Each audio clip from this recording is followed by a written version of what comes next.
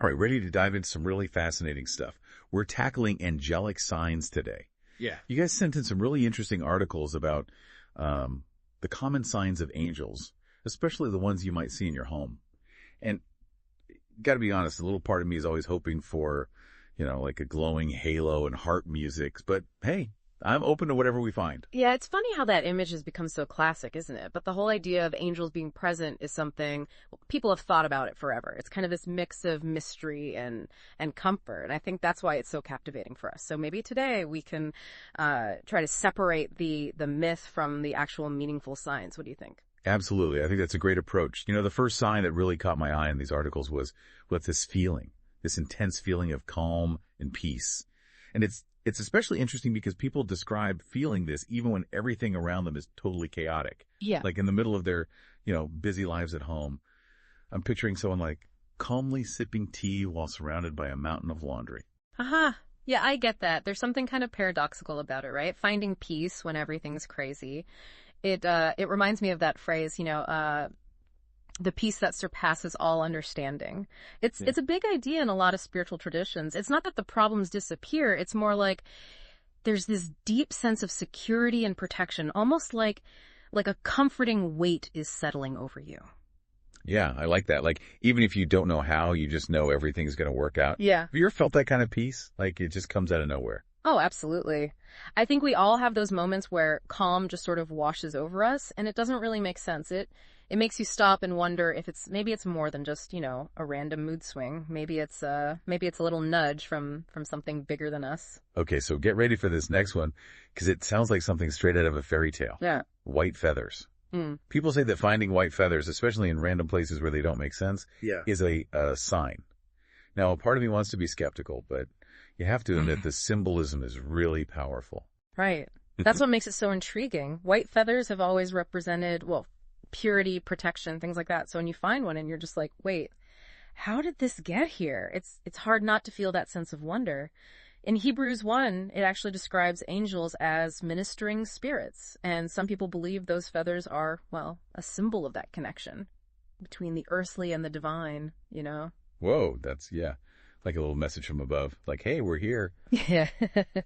I've actually found white feathers a few times myself. I always thought it was just a coincidence, but I'm not so sure. What about you? Any white feather experiences? More than a few, actually. I used to just brush them off, but now I see them as these little reminders to be open to all the possibilities. I like that. Yeah. All right, next up. This one is maybe a little spooky. Bright lights. And I'm not talking about your regular lamp, We're talking flashes, orbs, maybe a glow that seems to come out of nowhere. Mm-hmm. That one makes me a little nervous, I have to admit. Light has always been powerful symbolically, especially in spirituality. I mean, think about the story of Peter breaking out of prison in the Bible. There's an angel there, and this incredible light just fills the whole cell. It's a theme that you see again and again throughout history.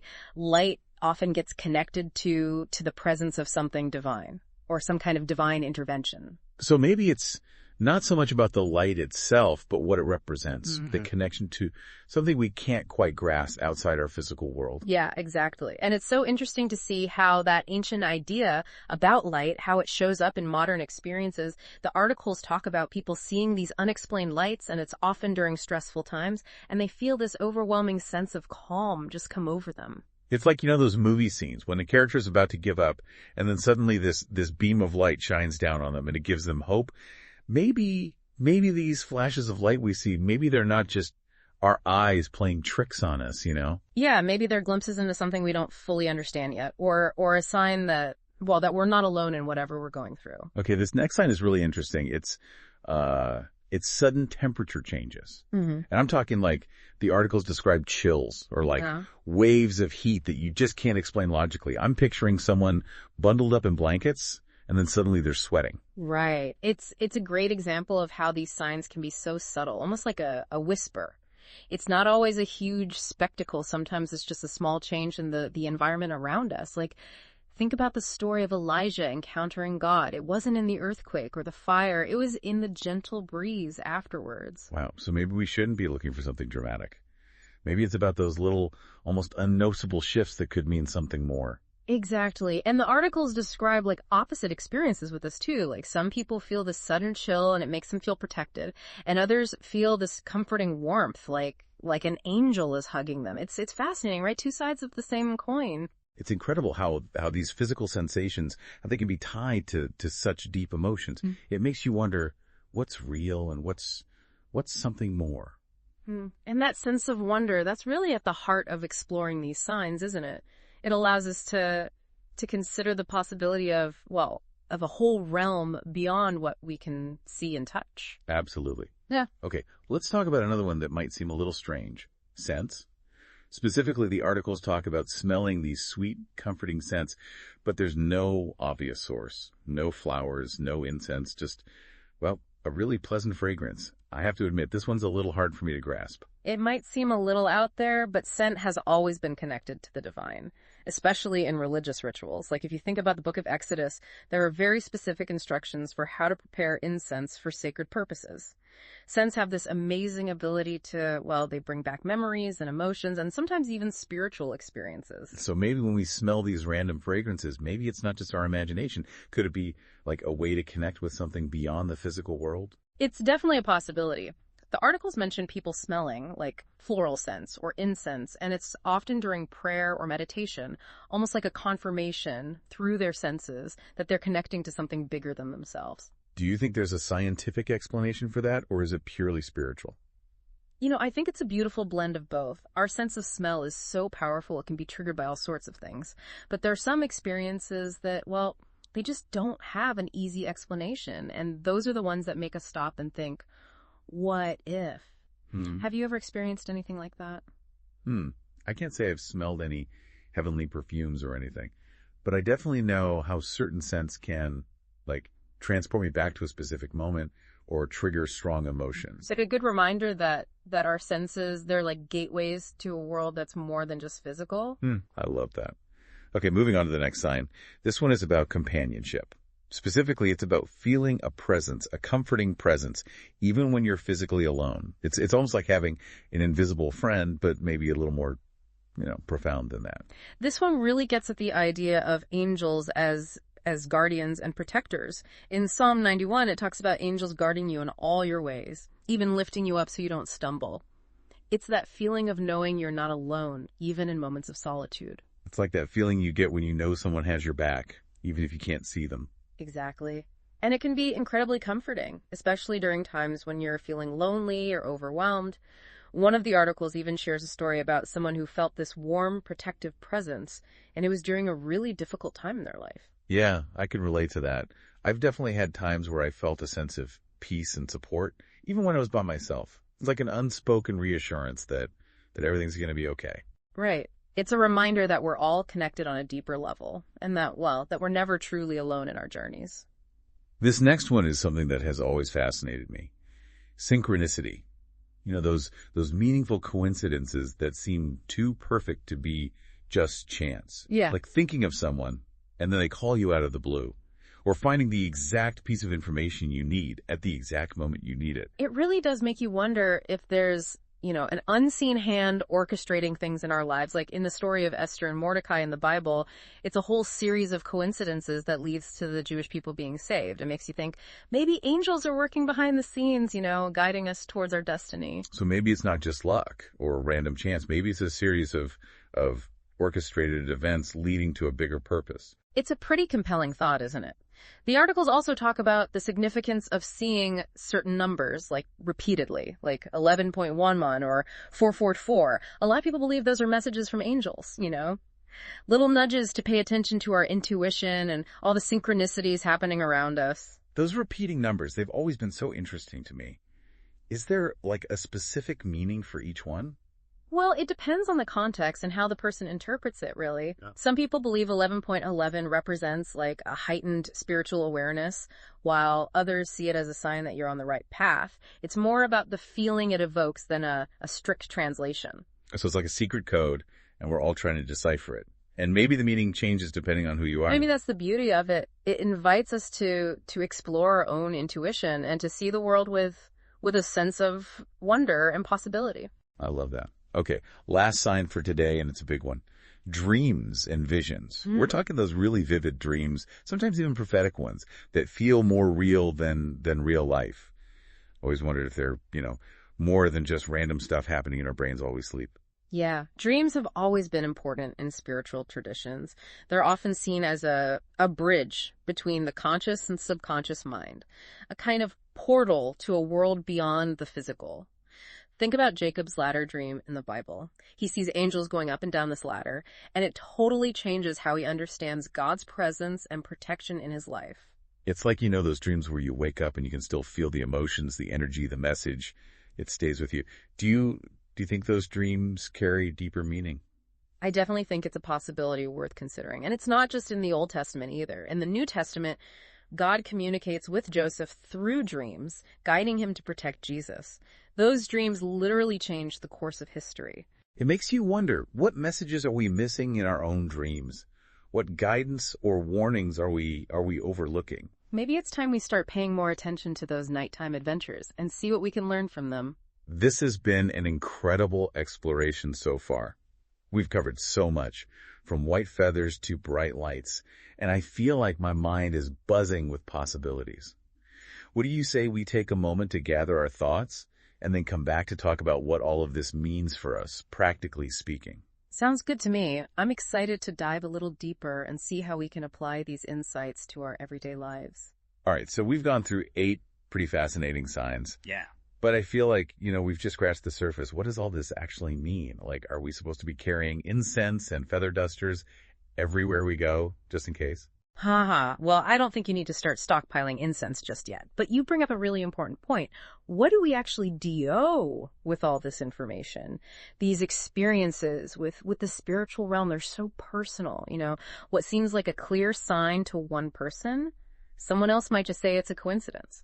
That's true. Mm-hmm. So how do we know the difference? How do we tell if it's a genuine sign or just our imaginations going a little wild? Is there like a secret decoder ring for the universe? Oh, I wish it were that simple. Unfortunately, there's no universal guidebook for this kind of thing. Discernment is really important here. It's about paying attention to the context of these experiences. What emotions do they bring up? What kind of impact do they have on our lives? Like, if you get a sudden chill while you're praying, it might be worth thinking about what that could mean. So it's not about believing everything we see or feel, but it's also not about being completely closed off. It's about finding that middle ground, right? Being skeptical, but also open-minded. You got it. It's about finding that balance between critical thinking and being willing to consider things that might not have a purely rational explanation. We shouldn't jump to the conclusion that every little thing is a message from angels, but we also shouldn't be too quick to dismiss things just because they seem strange. Yeah, it's like walking a tightrope between logic and intuition. Gotta trust our gut, but also stay grounded in reality. Well said. Which leads to another interesting question. If we accept that angels might actually be communicating with us, why would they do it through these, kind of random signs? What's the point? Right, because you'd think if some divine being wanted to get our attention, a booming voice from the heavens would be a little more effective, wouldn't it? Maybe. But that's not really how it seems to work, is it? The article suggests a few reasons why angels might use these more subtle methods. One is comfort and protection. Think about that feeling of peace we talked about, or the sense of companionship. Those feel like they're meant to reassure us that we're not alone, that something's watching over us. Like a cosmic safety net, gently catching us when we fall. That's a pretty comforting thought. It is, especially in a world that can feel so unpredictable and chaotic sometimes. These subtle signs might be a way of reminding us that there's a bigger picture, a divine order to things, even when it feels like everything's out of control. What about other reasons? Why else might angels be reaching out? Guidance is another big one that comes up. Think about synchronicities, dreams, even those sudden temperature changes. They could be interpreted as little nudges in the right direction, helping us find our path. Like breadcrumbs, like Hansel and Gretel, except hopefully these breadcrumbs lead to something a little better than a gingerbread house. Exactly. It's about learning to pay attention to those little moments in our lives because they might mean more than we realize. So it's not about waiting for some big dramatic, Hollywood-style angelic visitation. It's more about tuning in to those small, everyday things that could be trying to tell us something. That's it. It's about seeing the extraordinary in the ordinary. It's all so fascinating, but I gotta be honest, there's still a part of me that's a little skeptical. How do we know for sure that these signs are actually from angels? Maybe it's all just our imaginations. That's a perfectly valid question, and honestly, it's one that's been debated for centuries. When it comes to the spiritual realm, there's no concrete proof. It really comes down to faith, intuition, personal experience. So what feels true to us individually? Exactly. Ask yourself, what resonates with me? What experiences have I had that I just can't explain? Those are the questions that can help us understand our own connection to something beyond the material world. It's like we're each on our own spiritual treasure hunt, following a map that only we can read. What a beautiful way to put it. And at the end of the day, it's up to each of us to decide what we believe. This deep dive has given me so much to think about. What about you? What really stands out to you from everything we've talked about today? You know, what I find most fascinating is how all these signs, even though they're so different, they all point towards the same idea or connection. Whether we see them as messages from angels or whispers from something divine or just, the mysteries of the universe, they remind us that we're part of something bigger than ourselves. I love that. It's not about demanding proof. It's about being open to the mystery, the wonder of it all. Exactly. And who knows, maybe that openness is the key to discovering even more insights and having even deeper experiences. This conversation has been incredible. We've explored the signs, we've talked about the big questions, and I feel like I have a whole new perspective. But now I'm curious, what do we do with all this? How can we actually use these insights in our daily lives? Should we be looking for these signs or just waiting for them to happen? That's a great question and definitely one we should explore further. After all, knowledge is only really valuable if we can actually apply it, right? Absolutely. So what do you say we take a break, gather our thoughts, and then come back to talk about the practical side of all this? And how can we integrate this new awareness into our routines, our decisions? I'm all for it. Let's turn these fascinating ideas into something we can actually use. All right, so we've spent this whole deep dive exploring these angelic signs, and we've talked about what they could mean. We've even, wrestled with some of those big questions about believing and being skeptical. But now I'm thinking, okay, where do we go from here? How do we use all this in our everyday lives? Do we go out looking for these signs? Or do we just kind of wait for them to happen? That's a really great question. It's one thing to talk about these concepts, but it's a whole other thing to actually make them part of our lives, And you're right. It's not about becoming some kind of angelic sign hunter, obsessively looking for feathers and sniffing for incense. It's more about, shifting how we see things, cultivating a sense of awareness and being open to these experiences. So it's like we've been handed these new glasses to see the world with, and now we have to figure out how to wear them. Exactly. Instead of just assuming that set and shell is a draft, we might stop and think, what could this mean? We might start noticing all the white feathers that were always there, but we just never really paid attention to them. It's about being more present, more in tune with what's happening around us, and even what's happening inside us. It's like we're becoming detectives of the spiritual realm, looking for clues in the everyday. Yeah. But instead of dusting for fingerprints, we're paying attention to weird smells or chills down our spine. I love that analogy. It really captures that sense of, playful curiosity we can bring to all this. And as we become more aware, we might also start being more open to those little nudges, those whispers of guidance we were talking about earlier. So awareness leads to being more receptive. It's like getting ready for those intuitive insights and synchronicities. Yeah, in a way.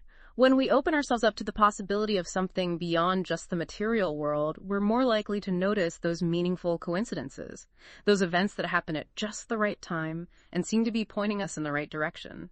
It's like tuning our radios to a different frequency, one that's always been there, but we just weren't tuned in. And then suddenly the static clears and boom, we get the message. What a great way to put it. And as we become more receptive, we might also find that we're becoming more intuitive, more in touch with that inner voice that often guides us, even if we don't always realize it. So it's not just about the external signs. It's about developing that inner compass too, that gut feeling that often knows what's up, even when our logical minds are still trying to figure things out. Exactly. Those flashes of insight, those strong gut feelings that seem to come out of nowhere, they might be more than just random thoughts. They could be, whispers of guidance from something deeper. Whether we call that our higher self, our intuition, or maybe even a connection to something bigger than ourselves. This is so empowering. It's like we're not just puppets of fate. We actually have a say in shaping our own destinies.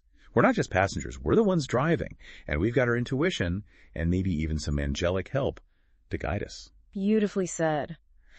And that brings us to our next practical takeaway: action. Awareness and being receptive are important, but they're just the first steps. The real change happens when we act on what we learn. So it's not enough to just notice the signs, we have to do something with them. It's like having a great idea for a book, but never actually writing it. That's it, exactly. If you have a dream that feels really important, don't just brush it off. Think about it, write about it, see if there's a message there that you need to understand. And if you suddenly feel like you need to call someone you haven't talked to in years, maybe it's not just nostalgia. Maybe it's a nudge to reconnect, to offer support, or just to let them know you're thinking of them. So it's about taking those leaps of faith, trusting that something's guiding us, even if we can't see the whole picture yet. It's about listening to that inner voice, even when it sounds a little crazy or doesn't make sense. You got it. And those seemingly illogical impulses, those intuitive leaps of faith, they can often lead to the most amazing breakthroughs and transformations. This is all so inspiring. It feels like we've been given this amazing toolbox full of intuitive compasses and scent decoders and feather guides, and now we just need to learn how to use them. It's a lifelong journey, but man, it's an exciting one, isn't it? Absolutely. The more we pay attention, the more open we are, the more we'll start to notice these synchronicities and signs. And the more we act on them, the more we'll see the positive changes in our lives and in the lives of people around us. It's like a treasure hunt that never ends. And the treasures are the insights, the connections, the growth we experience along the way. And hey, who knows, maybe we'll even find some white feathers and sweet-smelling aromas while we're at it. And as we wrap up this deep dive, I want to leave you with this thought. The next time something happens that you just can't explain, something that makes you stop and wonder, don't just dismiss it. Embrace that feeling of wonder. Explore it. See where it takes you. You might be surprised by what you discover. What a beautiful way to end our episode. Thank you so much for joining us on this journey into the world of angelic signs. We hope you enjoyed it as much as we did. And remember, keep your eyes open, listen to your intuition, and be open to all the possibilities. You never know what amazing things might be waiting just around the corner.